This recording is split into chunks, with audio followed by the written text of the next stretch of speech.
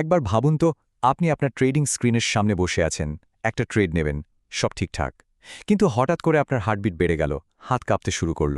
যদিও রিস্কটা খুব ছোট, কিন্তু পরপর কয়েকটা লসের পর মনে হচ্ছে এটাই বুঝি আপনার জীবনের সবচেয়ে বড় সিদ্ধান্ত। এই অনুভূতিটা কি আপনার চেনা মনে হচ্ছে? যদি উত্তরটা হা হয়, তাহলে বিশ্বাস করুন, আপনি একা নন। আর যদি উত্তরটা সত্যি হ্যাঁ হয়, তাহলে এটা কোনো অস্বাভাবিক ব্যাপার নয়। একটানা লস করার পর ট্রেড নিতে ভয় পাওয়াটা খুব স্বাভাবিক। তখন মনে হয় নিজের উপর থেকেই যেন বিশ্বাসটা উঠে যাচ্ছে, সবকিছু কেমন যেন গুলিয়ে যায়। কিন্তু আসল সমস্যাটা আপনার ট্রেডিং স্ট্র্যাটেজিতে নয়, সমস্যাটা আসলে আপনার মনে। আর এই মানসিক অবস্থাটার একটা নামও আছে, ফাইম্পসি। এটা এমন একটা পরিস্থিতি যেখানে টাকা হারানোর চাপ, মানসিক ক্লান্তি আর মনস্তাত্ত্বিক ভয়, এই সব কিছু মিলেমিশে আপনার ঠিকঠাক সিদ্ধান্ত নেওয়ার ক্ষমতাটাকেই নষ্ট করে দেয়। দেখুন, এটা কিন্তু কোনো দুর্বলতা নয়, এটা হলো একটানা অনিশ্চয়তার মধ্যে থাকার একটা স্বাভাবিক প্রতিক্রিয়া। আর আজকের এই আলোচনায় আমরা জানব কিভাবে এই চক্র থেকে বেরিয়ে আসা যায়। আচ্ছা, এবার আসল কথায় আসা যাক। বেশিরভাগ ট্রেডারই ভাবেন যে তাদের স্ট্র্যাটেজি হয়তো ঠিক নেই, কিন্তু সত্যিটা হলো আসল সমস্যাটা অন্য জায়গায়। তারা চার্ট খোলার অনেক আগেই মানসিকভাবে হেরে বসেন। তখন তারা আর বাজারকে ট্রেড করেন না, তারা ট্রেড করেন নিজেদের ভয় আর লোভকে। এবার একদম সৎভাবে নিজেকে এই প্রশ্নগুলো করুন। উত্তরটা মনে মনে শুধু হ্যাঁ বা নাতে দিন। আপনি কি একটানা লসের মধ্যে দিয়ে যাচ্ছেন? আরেকটা লস হবে, এই চিন্তাটা কি আপনার কাছে অসহ্য লাগছে? আপনি কি সারাক্ষণ শুধু আগের লসগুলো তুলে আনার কথা ভাবেন? যদি এই প্রশ্নগুলো আপনাকে একটু অস্বস্তিতে ফেলে, তাহলে খুব সম্ভবত আপনি ফিয়ামসি স্টেটে আছেন। আর এখানেই সবচেয়ে গুরুত্বপূর্ণ কথাটা লুকিয়ে আছে। আপনি যদি এই মানসিক অবস্থা থেকে ট্রেড করে বের হওয়ার চেষ্টা করেন, তাহলে আপনি আসলে আরও গভীরে ডুবে যাবেন। এর থেকে বের হওয়ার একটাই রাস্তা, আর সেটা হলো থেমে যাওয়া, ট্রেডিং থেকে একটা দূরত্ব তৈরি করা এবং নিজের সিস্টেমটাকে মেরামত করা। এখানে সাহসের কোনো দরকার নেই, যা দরকার তা হলো ধৈর্য আর শৃঙ্খলা। তাহলে সমাধানটা কি? সমাধান হলো এমন একটা কাঠামো বা সিস্টেম তৈরি করা যা সবার আগে আপনাকে আর আপনার মানসিক শান্তিকে রক্ষা করবে। এই অসাধারণ কাঠামোটার নাম হল USRAM। মনে রাখবেন, এটা কিন্তু কোনো ট্রেডিং স্ট্র্যাটেজি নয়, এটা হলো ট্রেডিংয়ে টিকে থাকার একটা মানসিক এবং গাণিতিক বর্ম। ইউএসওআর কিন্তু আপনাকে শেখায় না যে বাজার এরপর কোন দিকে যাবে, বরং এটা আপনাকে এমন একটা সুরক্ষা কবচ দেয় যা নিশ্চিত করে যে বাজারের কোনো অনিশ্চয়তায় যেন আপনার মানসিক শান্তিকে কেড়ে নিতে না পারে। চলুন এবার দেখি এটা ঠিক কিভাবে কাজ করে। এখন দেখুন, এই USRTM ফ্রেমওয়ার্কটা দুটো খুব সহজ কিন্তু শক্তিশালী নীতির উপর দাঁড়িয়ে আছে। প্রথমটা হলো আপনার ঝুঁকি বা রিস্ক হবে সবসময় একটা ছোট নির্দিষ্ট পরিমাণ যা আপনি সহজেই সহ্য করতে পারবেন। আর দ্বিতীয়টা হলো আপনার লাভ হবে আপনার সেই ঝুঁকির চেয়ে অনেক অনেক গুণ বেশি।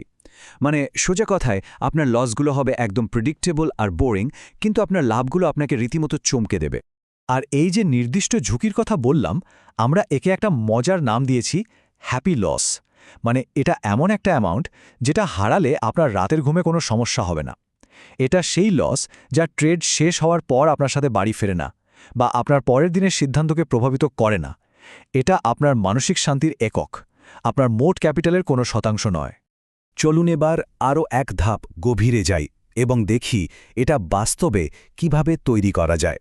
সবার আগে আপনার ক্যাপিটালকে টাকা হিসেবে ভাবা বন্ধ করুন, বরং ভাবুন এটা হলো ৩০টা গুলির একটা ম্যাগাজিন, আর আপনার প্রত্যেকটা ট্রেড হলো একটা গুলি, যার মূল্য আপনার হ্যাপি লস টাইম এর সমান। কিন্তু প্রশ্ন হল ৩০ কেন? অন্য কোনো সংখ্যা নয় কেন?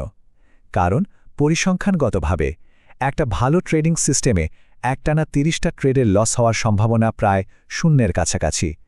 তাই এই সংখ্যাটা আপনার জন্য একটা সুরক্ষার সীমানা তৈরি করে দেয়।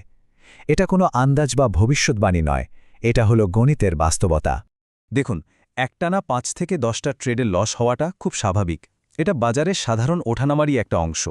১১ থেকে ২০টা লস মানে বাজার আপনার সিস্টেমের পরীক্ষা নিচ্ছে। হতে পারে বর্তমান পরিস্থিতি আপনার সিস্টেমের জন্য ঠিক নয়, কিন্তু আপনি যদি কোনোভাবে ৩০ নম্বর গুলির কাছাকাছি পৌঁছে যান, তার মানে আপনাকে থামতেই হবে। এর মানে হলো আপনার সিস্টেমে গুরুতর কোনো সমস্যা আছে এবং সেটাকে এখনই মেরামত করা দরকার। আর এই ব্যাপারটাই সবচেয়ে সুন্দরভাবে এখানে বলা হয়েছে। ৩০তম গুলিতে পৌঁছানোটা কিন্তু আপনার ব্যর্থতা নয়, এটা আসলে আপনার সিস্টেমেরই একটা অংশ, যেটা আপনাকে সম্পূর্ণ দেউলিয়া হয়ে যাওয়া থেকে বাঁচানোর জন্য তৈরি করা হয়েছে। এটা একটা সিগন্যাল যা আপনাকে খুব ভদ্রভাবে বলছে, এবার থামো একটু বিশ্রাম নাও আর একটা উন্নত সিস্টেম নিয়ে আবার ফিরে এসো। ট্রেডিংকে একটা ভাগ্যের খেলা হিসেবে দেখাটা আমাদের সবচেয়ে বড় ভুল। এটা আসলে পুরোপুরি সম্ভাবনার খেলা। আর এই মানসিকতাটা বদলানোর জন্য আমাদের দ্বিতীয় টুলটা হলো আনরোম্যান্টিক ডাইস বা অনুভূতিহীন ছক্কা। এই যে 12 পার্শ্বযুক্ত ছক্কাটা দেখছেন, ভাবুন এটাই আপনার ট্রেডিং সিস্টেম। এর কিছু দিকে ছোট লস লেখা আছে, কিছু দিকে ছোট লাভ, আর হয়তো মাত্র একটা বা দুটো দিকে বড় লাভ লেখা আছে। এই ছক্কাটা কিন্তু আপনার আশা বা ভয় নিয়ে ভাবে না, এটা শুধু গণিত বোঝে। আর লম্বা সময়ে এই গণিত আপনার পক্ষেই কাজ করবে যদি আপনি শুধু খেলাটায় টিকে থাকতে পারেন। এই টেবিলটা একবার দেখুন, তাহলেই সব পরিষ্কার হয়ে যাবে। আপনার বেশিরভাগ ট্রেডই হবে ছোট ছোট লস, আর এটাই হলো এই খেলায় টিকে থাকার খরচ। কয়েকটি ছোট লাভও হবে, যা খুবই স্বাভাবিক, কিন্তু ওই যে কয়েকটি বিরল বড় লাভ হবে, সেগুলোই আপনার সমস্ত ছোট লসের খরচ তুলে আপনাকে লাভে পৌঁছে দেবে। তার মানে আপনাকে প্রত্যেকবার জিততে হবে না, আপনাকে শুধু টিকে থাকতে হবে। এই সমস্ত টুলস আর নিয়মগুলো ব্যবহার করার জন্য আপনার মানসিকতায় একটা বড় পরিবর্তন আনতে হবে। আপনাকে একজন আর্কিটেক্টের মতো শুধু নিজের প্রতিভার ওপর নির্ভর করলে চলবে না, আপনাকে হতে হবে একজন নাবিকের মতো, যে ঝড়ের ভয় না পেয়ে নিজের জাহাজটাকে মজবুত করার দিকে মনোযোগ দেয়। আর্কিটেক্ট হয়তো খুব মেধাবী, কিন্তু একটা বড় ঝড় এলেই তার বানানো সুন্দর কাঠামোটা ভেঙে পড়তে পারে। অন্যদিকে একজন অভিজ্ঞ নাবিক কিন্তু ঝড় আসবে কি না তা নিয়ে মাথা ঘামায় না। সে তার জাহাজটাকে এমনভাবে তৈরি করে রাখে যাতে যে কোনো ঝড়ই সে সামলে নিতে পারে। আপনার লক্ষ্য হল সেই নাবিক হওয়া, স্থিতিশীল, কাঠামোগত এবং মানসিকভাবে অজেয়। সুতরাং সবচেয়ে জরুরি যে কথাটা মনে রাখতে হবে তা হল আপনার আত্মসম্মানকে আপনার ট্রেডিংয়ের ফলাফলের সাথে জুড়ে দেওয়া বন্ধ করুন।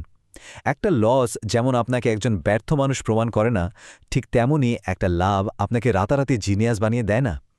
ইউএসআরএট আপনাকে এই মানসিক বিচ্ছিন্নতা অর্জনে সাহায্য করে, যা লম্বা দৌড়ে টিকে থাকার জন্য অপরিহার্য।